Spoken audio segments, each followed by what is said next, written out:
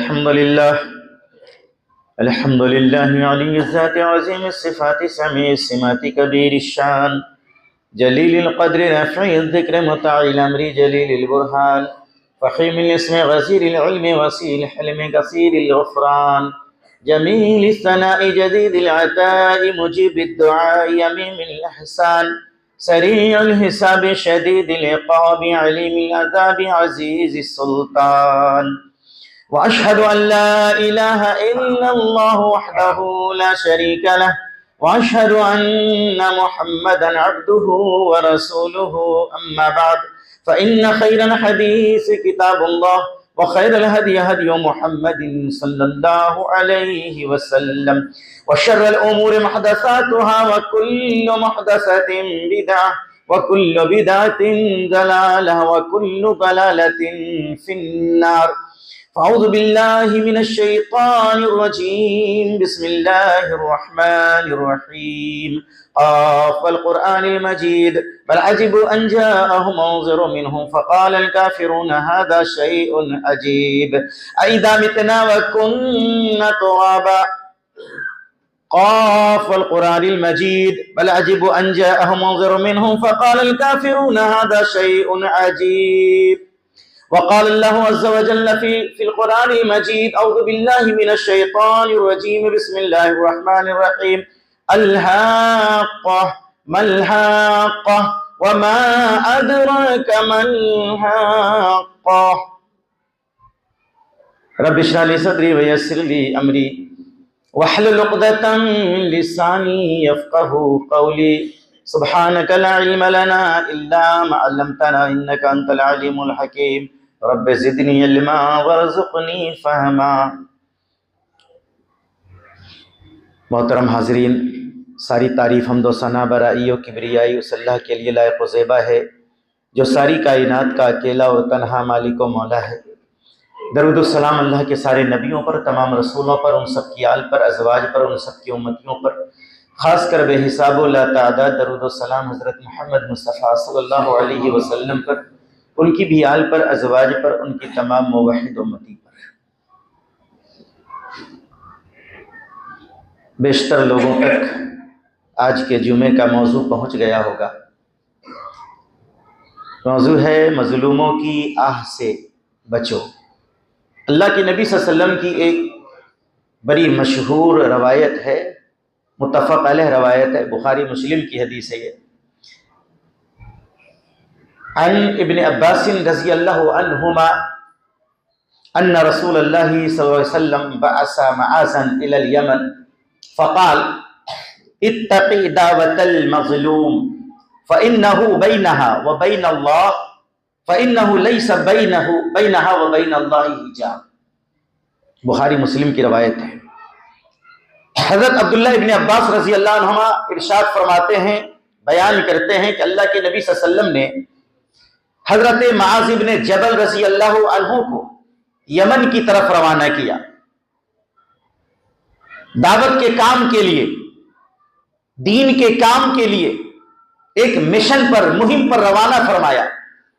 ساتھ ہی جو نصیحت فرمائی وہ نصیحت یہ تھی، اتقِ دعوت المظلوم، اے معاذ ابن جبل، میں بنا کر تمہیں بھیج رہا ہوں، اس غرور میں، اس ناز میں تم کہیں کسی پر قہر ڈھانا نہ شروع کر دو، کسی پر چڑھ نہ جاؤ، کسی پر ظلم روا نہ رکھو۔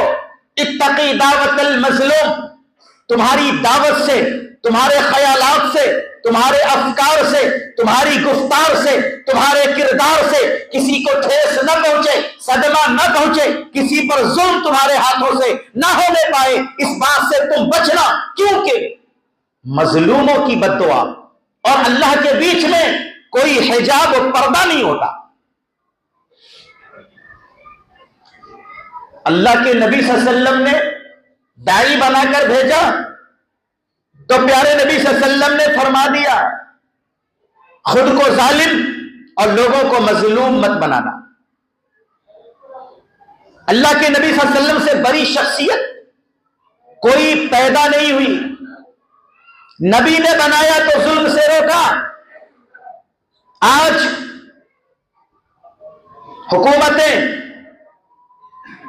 ارباب، احباب، سیاستداں اور چھوٹے موٹے لوگ کسی کو حاکم و گورنر اگر متعین کرتے ہیں تو وہ ظلم کا پہاڑ توڑنا شروع کر دیتے ہیں، لوگوں کو اپنے کردار و عمل سے ذلیل کرتے ہیں، مجروح کرتے ہیں، پریشان کرتے ہیں، اور لوگ مظلومیت کی زندگی گزارنے پہ مجبور ہوتے ہیں اور خود کو بے بس و لاچار سمجھنے لگتے ہیں۔ یاد رکھیے گا، مظلوموں کے آنکھ سے بہتے ہوئے آنسو رائگاں نہیں جاتے، ان کے دل سے نکلی ہوئی آہ اللہ کے پاس پہنچتی ہے۔ مظلوم کچھ تو نہیں کر سکتا، کچھ نہیں بگاڑ سکتا، کچھ نہیں بول سکتا، کوئی ایکشن نہیں لے سکتا، ریئیکشن نہیں دے سکتا، مظلوم آپ سے لڑ نہیں سکتا، پھر نہیں سکتا۔ اگر اتنی طاقت و توانائی ہوتی تو وہ مظلوم ہوتا ہی نہیں، آپ کے ظلم کا شکار بنتا ہی نہیں۔ وہ لاچار ہے، بے بس ہے، اسی لیے اس پہ ظلم کے پہاڑ توڑے جاتے ہیں۔ مگر اس مظلوم کو آنسو بہانے کا تو اختیار ہے، اس مظلوم کو اللہ کی بارگاہ میں فریاد رکھنے کا تو اختیار ہے۔ کہیں وہ مظلوم اپنی آنکھوں سے آنسو بہا کر اللہ سے کوئی فریاد نہ کر لے، کسی ظالم کے ظلم کے خلاف اللہ سے شکایت نہ کر دے۔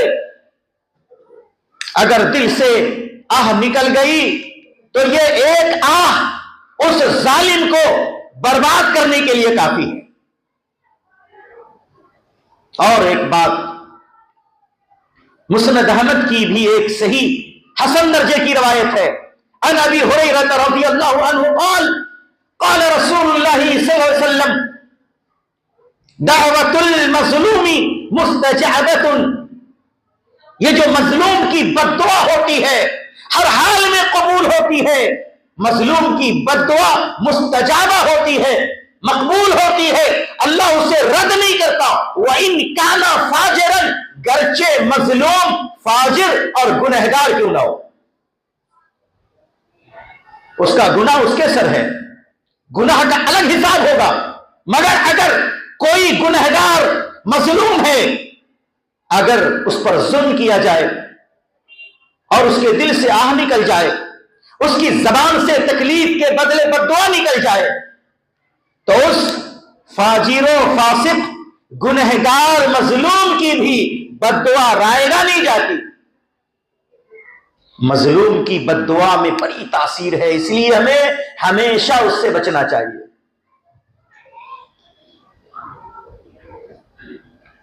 معاشرے میں بے شمار افراد زندگی بسر کرتے ہیں، ان میں زیادہ تر لاچار، بے بس، بے کس ہی لوگ ہوتے ہیں۔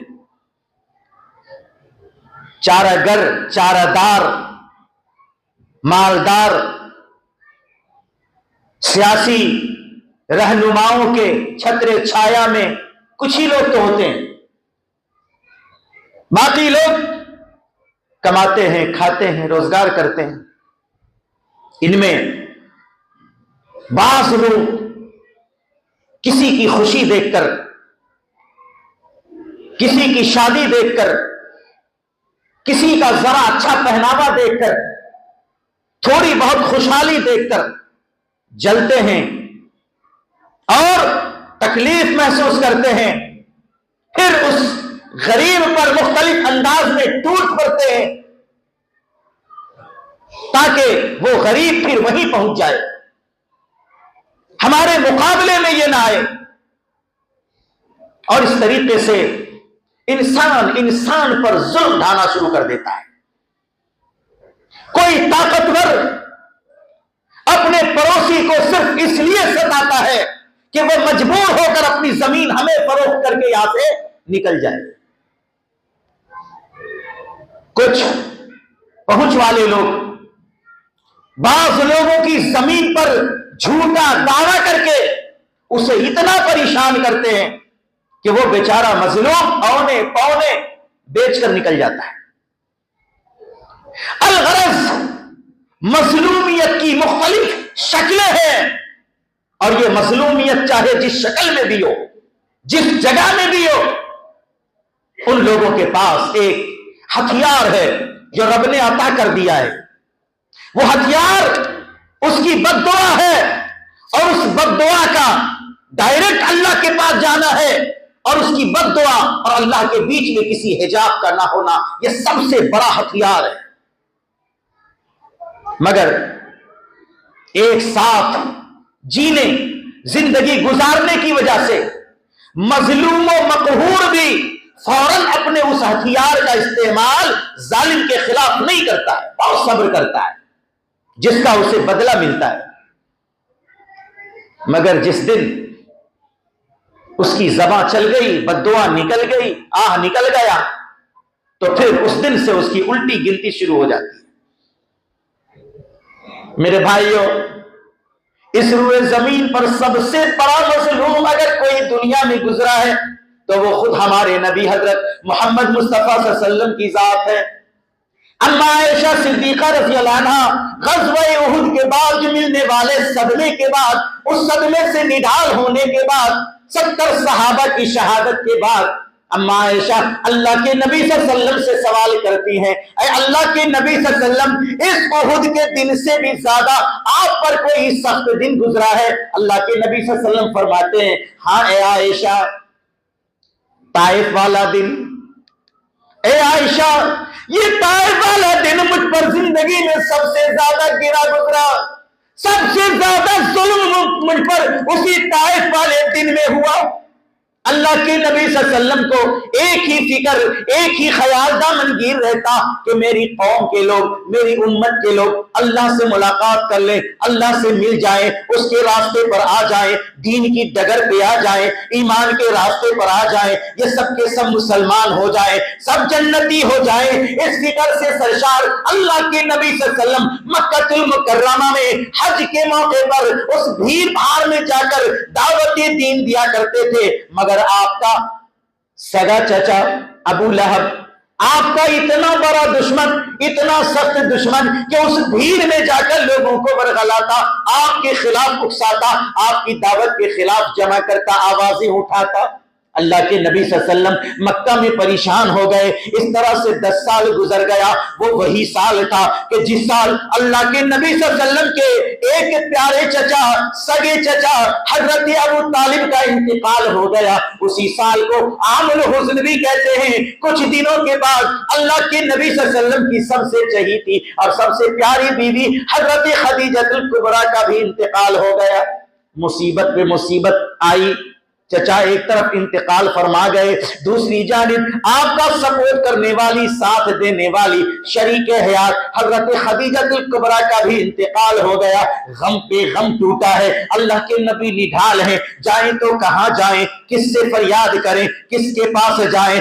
دنیاوی جو سہارا ہوتا ہے وہ باپ کا سہارا ہوتا ہے، چچا کا سہارا ہوتا ہے، اور ایسی بیوی حضرت خدیجہ جیسے مل جائے اس سے بہتر شریک حیات دنیا میں کوئی ہو نہیں سکتی۔ کہ جب اللہ کے نبی پر کوئی مصیبت آتی، حضرت خدیجہ سامنے آتی، آپ کو تسلی دیتی تھی کیونکہ عمر میں بھی آپ سے بڑی تھی۔ وہ تسلی دینے والی ہستیاں دنیا سے جا چکی ہیں، اور ساتھ دینے والی ہستی آپ کے چچا ابو طالب بھی اب دنیا میں نہ رہ پائے۔ عام الحزن ہے، غم کا سال ہے، اللہ کے نبی نڈھال ہے۔ مکہ والے تو اب سننے سے رہے، اس لیے اللہ کے نبی صلی اللہ علیہ وسلم نے باہر نکلنا چاہا، طائف کی طرف جانا چاہا، اس لیے کہ طائف مکہ سے کہیں بہتر نظر آ رہا تھا۔ اللہ کے نبی صلی اللہ علیہ وسلم کا نانیحال بھی وہاں تھا، آپ کے بہت سارے ماموں وہاں تھے، ماموزاد بھائی وہاں تھے۔ اللہ کے نبی صلی اللہ علیہ وسلم نے طائف کا رخ کیا۔ وہاں جا کر اس زمانے میں جو آپ کے ماموزاد 3 بھائی وہاں کے سرداران تھے، آپ نے جا کر اپنے ماموزاد بھائیوں سے ملاقات کی، سرداروں سے ملاقات کی، بات چیت کی، آپ نے 10 روز وہاں قیام کیا، لوگوں کو سمجھانے کی کوشش کی، مگر ان تینوں سرداروں نے آپ کو جھٹلا دیا، بلکہ آپ کے ساتھ نازیبا سلوک کیا، آپ کو اپنے شہر سے جلد نکلنے پہ مجبور کیا، آپ کے پیچھے اوباشوں بدماشوں کو لگا دیا، اور ان لڑکوں نے آپ کے پیچھے دوڑ دوڑ کر ایک طرف آپ کو گالیاں بھی سنائی، آوازیں بھی کستے رہے اور پتھر بھی مارتے رہے۔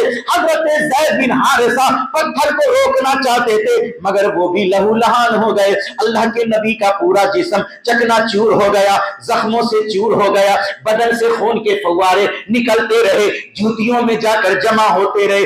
کمزوری کا یہ عالم کہ آنکھوں تلے اندھیرا چھا جاتا، اللہ کے رسول بیٹھ جاتے۔ بدماش کی یہ جرأت تھی کہ اللہ کے نبی کو اٹھا دیا کرتے، پھر اللہ کے نبی جب چند قدم چلتے تو وہ بدماش آپ کے اوپر پتھروں کی بارش کرنے لگتے۔ یہ ظلم کا حال ہے۔ اللہ کے نبی صلی اللہ علیہ وسلم سے زیادہ کوئی مظلوم نہیں ہوا ہوگا کہ حق کی دعوت کے جواب میں ان بدماشوں نے آپ پر ایسے پتھر مارے، ایسے پتھر مارے۔ ایسے بھی کوئی کسی کو ستاتا ہے؟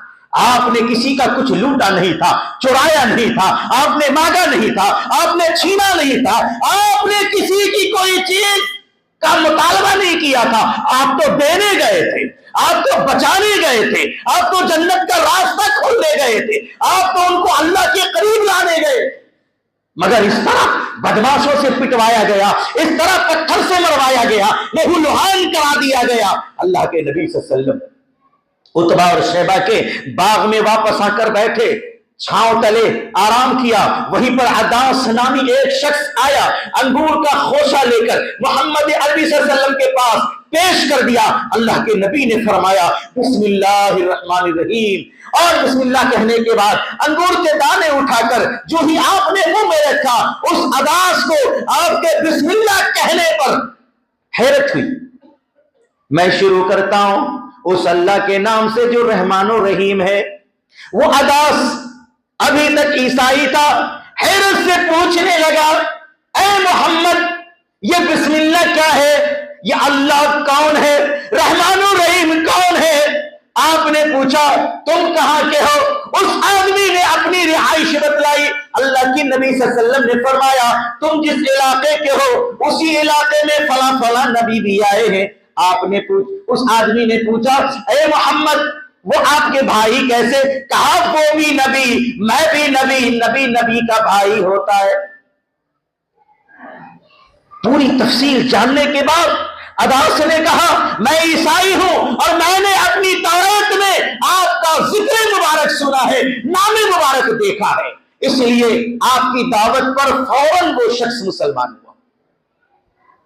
طائف والے مسلمان نہیں ہوئے، آپ کو زخمی کیا، مگر دیکھیے ایک شخص اگر اسلام لے آتا ہے تو نبی کی کوشش تو یہی تھی، مگر اس سے بڑی بات یہ ہے کہ جب اللہ کے نبی صلی اللہ علیہ وسلم سر جھکائے، زخموں سے چور، چلتے ہوئے نہیں قدموں سے آگے بڑھ رہے تھے، مکہ کی اور آ رہے تھے، اسی درمیان حضرت جبریل امین کو آپ نے دیکھا اور آپ کے ساتھ پہاڑوں کے فرق کا فرشتہ بھی تھا۔ بخاری شریف کی حدیث ہے، اللہ کے نبی صلی اللہ علیہ وسلم سے حضرت جبریل نے خیریت معلوم کی اور اللہ کے نبی نے اپنے حال زار سے حضرت جبریل کو آگاہ کرایا۔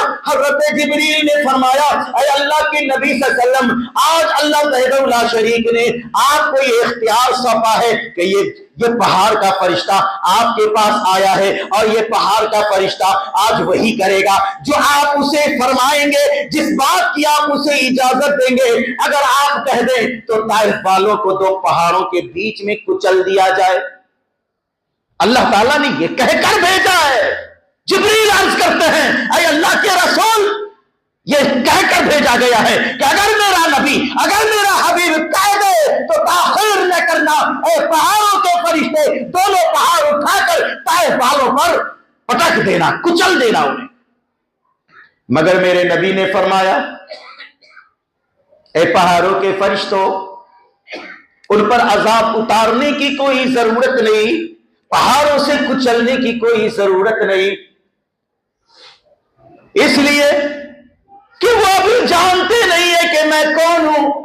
اگر وہ جان دیتے تو میرے ساتھ یہ گستاخی نہ کرتے. مجھے یقین ہے کہ یہ نہیں تو ان کی نسلیں ضرور اسلام قبول کریں گی. بلکہ اللہ کے نبی صلی اللہ علیہ وسلم سے اللہ وحدہ لا شریک نے، اللہ کے نبی صلی اللہ علیہ وسلم نے اللہ وحدہ لا شریک سے اس موقع پر دعا فرمائی، اللہم اہد قومی انہم لا یعلمون. اے اللہ میری قوم کو عذاب سے غارت نہ کرنا، طائف والوں پہ عذاب و ہلاکت نہ اتارنا. یہ میری قوم کے پیارے پیارے لوگ ہیں، میری قوم کو ہدایت تو دینا مگر انہیں ہلاک نہ کرنا. یہ میری قوم کے لوگ مجھے پہچانتے نہیں ہیں. اے اللہ یقین ہے کہ جس دن پہچان لے تو ضرور میرے پاس دوڑ کر آئیں گے. اسی کا نتیجہ یہ ہوا کہ کچھ ہی سالوں کے بعد طائف والے سارے کے سارے مسلمان ہو کر اللہ کے نبی کے پاس آ گئے. یہ ہے داستان ظلم. اس روز کیا ہوتا؟ طائف والے کا وجود ختم ہو جاتا، پہاڑوں کے بیچ انہیں کچل دیا جاتا، کیونکہ مظلوم کو یہ اختیار ہے، یہ پاور ہے اپنے ظلم کی داستان اگر ہم سے بیان کر دے اور بددعا کر دے تو وہ ظالم مٹ کر رہتا ہے. مگر اللہ کے نبی کی رحمت نے ان ظالموں کو بچا لیا. ہر آدمی رحمت للعالمین نہیں ہوتا، اس لیے ظالموں کو ظلم کرنے سے پہلے سوچنا چاہیے کہ مظلوم کی بد دعا اور اللہ کے بیچ میں کوئی حجاب نہیں ہوتا. پروردگار عالم نے بہت ساری قوموں کو ختم کر دیا. سورہ حاقہ میں قوم سمود کا ذکر کیا، قوم عاد کی تباہی کا ذکر کیا. وہ قوم سمود جس نے نبی صالح کو نہیں مانا، وہ عاد جس نے اپنے پیغمبر کو نہیں مانا. اللہ فرماتا ہے فَأَمَّا ثَمُودُ فَأُهْلِكُوا بِالطَّاغِيَةِ. وہ سمود کو بھی یاد کر لو، وہ بھی ایک قوم تھی، جابر قوم تھی، طاقتور قوم تھی، مگر پروردگار عالم نے ان کو کیفر کردار تک پہنچانے کے لیے، صفحہ ہستی سے مٹانے کے لیے بہت ساری فوج آسمان سے اتارنے کی ضرورت اللہ کو نہیں پڑی، بلکہ پروردگار عالم نے دنیا ہی کی ایک ایسی مخلوق جس کو آواز کہتے ہیں، پروردگار عالم نے آواز ایسی بھیجی، کرک ایسی بھیجی کہ اس چیخ نے، اس آواز نے ان کے پر خچے اڑا دیے، ان کے کلیجے شک کر دیے اور ان کا دل سینے سے باہر نکل کر تڑپنے لگا. اس طریقے سے قوم سمود نیست و نابود ہو گئی. اللہ فرماتا ہے وَأَمَّا عَادٌ فَأُهْلِكُوا بِرِيحٍ صَرْصَرٍ عَاتِيَةٍ سَخَّرَهَا عَلَيْهِمْ 7 لَيَالٍ و8 أَيَّامٍ حُسُومًا فَتَرَى الْقَوْمَ فِيهَا سَرْعَىٰ كَأَنَّهُمْ أَعْجَازُ نَخْلٍ خَاوِيَةٍ. یہ ظالم قوم، یہ جابر قوم، قوم عاد جس نے نبیوں کے خلاف علم بغاوت بلند کیا، جس نے نبیوں کو بھی اپنے ظلم کا اور اپنے عتاب کا شکار بنایا، جس نے نبیوں کو بھی نہیں بخشا، پروردگار عالم نے اس قوم کو بھی غارت کر دیا، تباہ کر دیا. پروردگار عالم نے طوفان کا عذاب بھیجا، طوفان کا عذاب بھیجا. وہ طوفان پہلے گاؤں میں آیا، نگری میں آیا، دیہاتوں میں آیا، اور وہ طوفان ایسا بھاور ہوا کا ایسا کہ زمین کی ساری چیزوں کو اپنے اندر سمیٹ کر پہلے فضاؤں میں بلند کر دیا، آسمان کی اور اٹھا لیا. انسانوں کو بھی، بچوں کو بھی، بوڑھوں کو بھی، مردوں کو بھی، عورتوں کو بھی، جانوروں کو بھی، ان کے مکانوں کو بھی، ان کے مال و اسباب کو بھی، ان ساری چیزوں کو ان ہواؤں نے زمین سے اچھال دیا اور ان کو فضاؤں میں معلق کر دیا. شہر کے لوگوں نے جب ان کو دیکھا، دور کی وجہ سے بدلیاں لگ رہی تھی، سمجھ رہے تھے کہ شاید گرمی کی وجہ سے بادل چھا گیا ہے، اب ہمارے اوپر رحمت کی بارش ہوگی. پروردگار عالم نے ان معلق ساز و اسباب کو اس قوم کے اوپر دے مارا، پٹخ دیا. ہوا ایسی تھی 7 رات 8 دن وہ طوفان جاری رہا، مسلسل جاری رہا. ہوا میں طاقت اتنی تھی کہ زمین کی چیزوں کو اٹھا کر آسمان کی طرف لے جاتی اور پھر آسمان پر سے زمین پر اتنی زور سے مارتی کہ وہ چیزیں چکنا چور ہو جاتی. انسانوں کا بھی یہی حال ہوا. فَتَرَى الْقَوْمَ فِيهَا سَرْعَىٰ. اے اللہ کے نبی آپ ہوتے تو دیکھتے کہ قوم کے لوگ اس میں پچھڑے ہوئے تھے، لاشیں بکھری ہوئی تھی. فَتَرَى الْقَوْمَ فِيهَا سَرْعَىٰ كَأَنَّهُمْ أَعْجَازُ نَخْلٍ خَاوِيَةٍ. کیسے قوم کے لوگ، عاد کے لوگ مرے ہوئے کس طرح پڑے ہوئے تھے، ایسے جیسے کھجور کے لمبے لمبے پیڑ کو جڑ سے کاٹ دیا ہو اور ان کے پتوں والے حصے کو اوپر سے کاٹ دیا ہو، اور یہ بیچ کا سیدھا سیدھا تنا جس کو زمین پر زور زور سے اتنا مارا گیا ہو کہ اندر کے گودے اس کے نکل کے چھٹک گئے ہو اور وہ کھوکھلا تنا بچ گیا ہو۔ قوم عاد لمبی لمبی قومیں تھی، ہواؤں نے زمین پر پٹک کر ان کی گردنیں توڑ کر سر الگ کر دیا تھا، کمر سے دونوں پاؤں نکال دیا تھا، دونوں ہاتھ یہاں سے نکال دیا تھا، اور یہ بیچ کا حصہ ایسا پٹک پٹک کر حال تھا کہ اندر کی ساری چیزیں نکل گئی تھی اور وہ کھوکھلے تنے کی طرح زمین پر پڑے تھے۔ فَهَلْ تَرَى لَهُم مِّن بَاقِيَةٍ، اللہ فرماتا ہے اے محمد رسول اللہ، کیا قوم سمود کا کوئی آدمی نظر آتا ہے؟ کیا قوم عاد کا کوئی آدمی نظر آتا ہے؟ سب کو ہم نے مٹا دیا، ظالموں کو ایسے کیفر و کردار تک اللہ پہنچاتا ہے۔ اور یہ بات آج کی نہیں ہے، ہر زمانے میں اللہ کا یہی حکم رہا، یہی اصول رہا ہے، یہی تاریخ رہی ہے اسلام کی، حقانیت کی۔ آپ کیا سمجھتے ہیں، آپ کیا سمجھتے ہیں کہ سال 1.5 سال فلسطین کے اوپر ظلم ڈھایا گیا، بچوں کو مارا گیا، عورتوں کو بیوہ کیا گیا، بچوں کو یتیم کیا گیا، بمباری ایسی کی گئی کہ مکانات ختم ہو گئے، شہروں کو آبادیوں کو ویرانے میں تبدیل کر دیا گیا۔ اب کیا سمجھتے ہیں کہ مظلومیت ایسے ہی برداشت کرتی رہے گی؟ پروردگار عالم یوں ہی تماشا دیکھتا رہے گا؟ ان کی آہو فغاں کب تک اثردار نہیں ہوگی؟ آپ کو یاد ہوگا وہ چھوٹی سی معصوم سی بچی بم لگنے کی وجہ سے زخمی حالت میں دنیا چھوڑنے کے کگار پہ ہے، دنیا چھوڑنے جا رہی ہے اور لوگوں سے کہہ رہی ہے اے لوگوں میں دنیا چھوڑ کر جا رہی ہوں، مگر میں اپنے اللہ کے پاس جا کر دنیا والوں کی ساری حقیقت بیان کروں گی۔ لوگوں نے کس طرح مجھے مارا، میرے گھروں کو کس طرح توڑا، میرے ابا کو کس طرح شہید کیا، اے لوگوں میں اللہ سے جا کر یہ شکوہ کروں گی، یہ باتیں بتاؤں گی۔ آپ کیا سمجھتے ہیں اس مظلوم معصوم سی بچی کی فریاد اللہ ریجیکٹ کر دے گا؟ اتق دعوت المظلوم فإنه ليس بينها وبين الله حجاب۔ مظلوموں کی بددعا سے بچو۔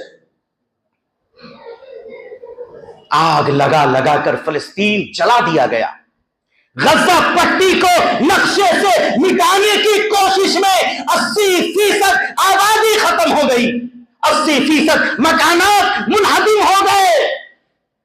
وہ شہر جو کل تک بسا ہوا شہر تھا، گنجان شہر تھا، جہاں ہاسپٹل تھے، جہاں مدارس اسلامیہ، جہاں اسکول و کالج تھے اور جہاں بازار تھے، دکانیں تھی، ظالموں نے ایسے برباد کیا جیسے لگتا تھا فرعون کی پوری طاقت ان دونوں میں آ گئی ہو، فرعون کی پوری طاقت ان دونوں میں آ گئی ہو۔ غزہ پٹی کو ختم کرنے کی کوشش میں 1.5 سال سے زیادہ کا وقت لگ گیا۔ فلسطین میں آگ لگا کر جلانے اور مکانوں کو مسمار کرنے کی کوششوں میں 1 سال 1.5 سال سے زیادہ کا وقت لگ گیا، مگر جب مظلوموں کی فریاد کو قبول کرنے کا زمانہ آیا، پروردگار عالم اب ان ظالموں کے خلاف جب فیصلہ لینے کی پوزیشن میں آیا، جب پروردگار عالم کا آسمان سے فرمان ظالموں کے خلاف اتر گیا، تو پروردگار عالم کو کیا کرنا پڑا؟ امریکہ کے جنگل میں آگ کہاں سے لگ گئی؟ کہاں سے لگی آگ؟ اور پھر آگ لگی تو امریکہ، اللہ اکبر، سپر پاور، اتنی طاقت والا ملک ایک آگ نہیں بجھا سکتا۔ آگ کے سامنے سرنڈر ہے، کہتا ہے یہ آگ ایسی لگی ہے کہ ہم اس پہ قابو نہیں پا سکتے۔ آگ بجھانے کے لیے پانی ڈالا جاتا ہے، رب العالمین اسے پٹرول بنا دیتا ہے۔ دنیا کا سب سے حسین شہر لاس اینجلس، پوری دنیا کے سارے مکار، سارے فحاشی، سارے عیاش جہاں ٹھکانہ لیے ہوئے ہیں، لاس اینجلس سب سے خوبصورت، سب سے امیر شہر آج کہا گیا۔ مسلمانوں پر ظلم کا نتیجہ ہے یہ. مظلوموں کی آواز کان تک تو نہیں آتی، مگر مظلوموں کی آہ اللہ کی بارگاہ تک جاتی ہے. لہذا کوئی بھی شخص ظلم کرنے سے پہلے سوچ لے، 100 بار سوچ لے. ظلم ہے، اللہ اسے برداشت نہیں کرتا، اور مظلوم کے دل سے کبھی نہ کبھی آہ نکلے گی جو خاک کر دے گی. ایک بات اس ضمن میں کہہ کر جانا چاہتا ہوں، کیونکہ اسی غالباً فلواری شریف سے مجھے کال آئی تھی اور اس کال کو بھی زمانہ ہو گیا. اس سے ایک مسئلہ سامنے آتا ہے. اللہ اکبر، ظلم کی حد ہے یہ. اسلامی سوسائٹی میں مسلمان کہنے والوں کو شرمندہ ہونا چاہیے. کہتے ہیں کہ باپ زندہ ہے، بیٹا مر گیا، شادی شدہ بیٹا مر گیا، اب اس کی بیوہ ہے، اس کے معصوم چھوٹے چھوٹے بچے ہیں. دادا کے مال میں ان معصوموں کو حصہ نہیں ملے گا، اس مرحوم کی بیوی بیوہ کو حصہ نہیں ملے گا. یہ اپنی جگہ درست ہے، حصہ نہیں ملے گا. وہ وارث نہیں ہوں گے، وارث نہیں ہوں گے. بابا کے مرنے کے بعد اولادیں اور مرحوم کی بیوی اپنے سسر اور ان کے بچے اپنے دادا کے مال میں بطور میراث حصہ تو نہیں پا سکتے. لیکن جیسا ہی بیٹا انتقال کر گیا، بابا کو چاہیے تھا، بچوں کے دادا کو چاہیے تھا، بیوہ کے سسر کو چاہیے تھا کہ اس مرنے والے کی اولاد اور اس بیوہ کے لیے وصیت کر دے. یہ فرض ہے، واجب ہے. لوگ وصیت نہیں کرتے، خود بھی مر جاتے ہیں، اور جب بٹوارے کا زمانہ آتا ہے تو مرحوم کی بیوہ کو لاٹھی کے سہارے، غلدوں کے سہارے گھر خالی کرایا جاتا ہے. تو تمہارا کوئی حصہ نہیں ہے. یہ واقعہ ہو چکا ہے. گھر سے بیوہ کو نکالا گیا، اس کے معصوم بچوں کو نکالا گیا. پہلا تو یہ کہ اللہ نے آزمائش میں ڈالا کہ اس کے شوہر کو اٹھا لیا. اب دوسرا ظلم بندوں کی طرف سے یہ ہے کہ اسے گھر سے بھی نکالا گیا گھر سے. سوچ لو، اگر معاشرے میں یہی حال رہا تو ان بیواؤں کے آنسو اور چھوٹے چھوٹے بچوں کی زبان سے، توتلی زبان سے نکلے ہوئے بددعا کا کیا ہوگا؟ یہ نہیں سوچتے کہ میرا بھائی مر گیا ہے، اگر اللہ اس فیصلے کو بدل دیتا، اس کی جگہ میں مر جاتا تو کیا ہوتا؟ آپ کو اللہ نے زندہ رکھا اسی لیے کہ اپنی بھابھیوں کو، اپنی بہوؤں کو گھر سے نکال دینا. یہ بہانے بازیاں ہیں. اور اگر بابا نے کوئی وہ نصیحت نہیں کی، وصیت نہیں کی، تو ورثہ کو چاہیے آپس میں اس کی اصلاح کر لے کہ بابا قیامت کے دن نہ پھنس جائے. وہ بیچارے جلد بازی میں انتقال کر گئے، کوئی وصیت نہیں کی. آج میراث کی تقسیم کا زمانہ ہے، سارے بھائی بہن آپس میں بیٹھے اس بیوہ اور اس کے بچے کے بارے میں سوچے. اگر بابا کو یہ خبر دی جاتی تو کتنے کی وصیت کرتے؟ کم سے کم اس میراث کے مال سے اتنا ضرور ان کو دیجئے کہ سر چھپانے کی عزت کے ساتھ گزارے کی ایک جگہ مل جائے ان کو. معاشرے میں یہ سب ظلم کے مختلف اقسام ہیں. اگر آہ نکلی نہ تو برباد ہو جائیں گے، زندہ رہنا بیکار ہو جائے گا. سوچیں گے بھیا کی جگہ کاش میرا جنازہ اٹھ گیا ہوتا. یہ حالت ہو سکتی ہے. اس لیے اللہ کی لاٹھی میں آواز نہیں ہے، اس کا مطلب یہ نہیں کہ وہ لاٹھیاں نہیں بجاتا. پروردگار عالم کے غیظ و غضب سے ڈریے، مظلوم کی بددعا سے بچیے، ان کی آہ سے بچیے. اللہ تعالیٰ سے دعا ہے کہ پروردگار عالم ہم سارے مسلمانوں کو آپس میں میل جول محبتوں کے ساتھ زندگی گزارنے کی توفیق عطا فرمائے، اور ہم کو کسی پر ظلم کرنے کی اجازت اللہ مرحمت نہ فرمائے، بلکہ ہم ظلم سے ایک دوسرے کو روکیں اور باز رکھیں. آمین رب العالمین برحمتک یا ارحم الراحمین.